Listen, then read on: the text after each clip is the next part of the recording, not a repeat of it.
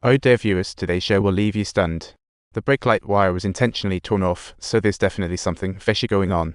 Besides red silk in the trunk, this isn't child's play, the flyer party may ignite.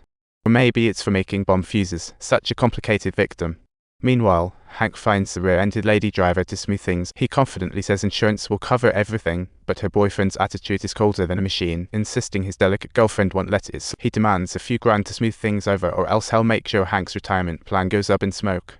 Hank wants to walk away, but her worries vanish in a flash. Diomai tells her a twist has occurred. Someone scammed the police, and Hank storms into the room, demanding why she did that. We checked your car and found the brake light wire was maliciously unplugged. This isn't an accident. The woman can only feign innocence while secretly feeling in control. Hank knows how to handle these guys. He says you and your boyfriend are in trouble. If you don't fess up, we'll get him. First to confess gets off easy. After pondering, the woman spills the beans. Turns out her boyfriend has gone completely off the rails. It all started as a little plan. They just wanted to scam some insurance money, but now it's gotten out of hand. They want to burn down the paradise. They are even plotting to go after someone's wife for insurance. Today's the day. Meanwhile, her boyfriend is quietly trailing. Just as success seems near, a police car appears, driven by disguised Diomai. The man is surrounded by armed officers. As the saying goes, walk by the river often, and you'll get wet. A seasoned scammer is caught by law in Los Santos. Subtitle: The rookie police officer just remarked, "What a peaceful day it is today," which startled the instructor into slamming on the brakes and coming to an abrupt halt. Then he hurried back to the police station to fetch a bulletproof vest. Truly, one should never gamble with their own life against the words of a seasoned cop. Turns out he was right to be cautious. Just as they start patrolling, they get a call about a street shooting, and a young cop is down on the scene. The bullet dodges the vest, hitting a vital spot to target, an unregistered Maserati. The old cop and black sister chase immediately, but how could an SUV catch a sports car? They find the target car empty in the underground lot. But the old cop spots a handgun on the passenger seat. That's a rookie error. While they gather evidence, Detective Black arrives on scene first. At this moment, the black lady lifts fingerprints off the window and quickly identifies the suspect using their gear, and it turns out to be Lou Bo, the brother of the crime boss. Police raided Lou Bo's hideout, but it was empty. They'd been tipped off. Hank found a police report on the table about the crime family. It seems an internal problem exists in the police station. The documents details suggest the corrupt cop has high authority. Saving Lou Bo means he can erase evidence. Just then, the old cop gets a call to catch the bad guys on his way back. In old black rush to the scene, and this operation goes surprisingly smoothly. It's like the criminals were waiting for them at home. When the old cop goes to submit the evidence in the evidence room, he realizes the most crucial gun is missing. He looks lost and rushes back to the patrol car to search. After searching everywhere, no weapon is found. The old cop's getting confused. Luckily, the black lady's sharp and notes the evidence box is locked, and there are no signs of forced entry, so it's safe to assume the corrupt cop had a hand in it. The sheriff learns this and quickly issues orders. They must stop searching for the gun. Even if found, it won't serve as evidence. The top priority is to catch them all, so all officers on duty today are summoned to submit their body cam footage.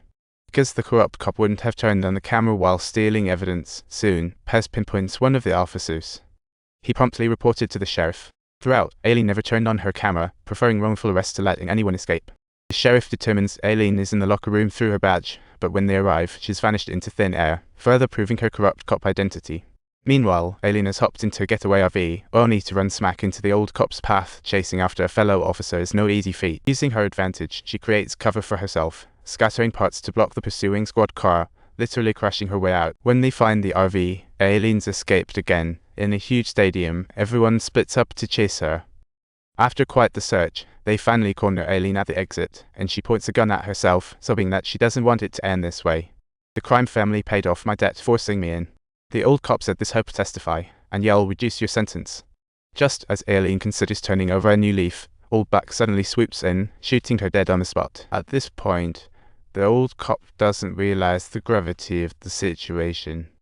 Back at the precinct, he replays Aileen's death, and it hits him as he discovers a chilling detail. She said her name. She told her story. She said Old Black's name without even seeing him, meaning Old Black is the mole in the department. Now it all makes sense. Only someone at her level could orchestrate such chaos from within. At night, the old cop sneaks into her room during Old Black's overtime and finds a hidden compartment in the bathroom. It's empty, The old cop is puzzled. Then Old Black returns early, and the old cop accidentally makes a noise closing the door. Old Black senses an intruder, but finds no one after opening the door. Her sharp instinct detects the hidden compartment's been opened.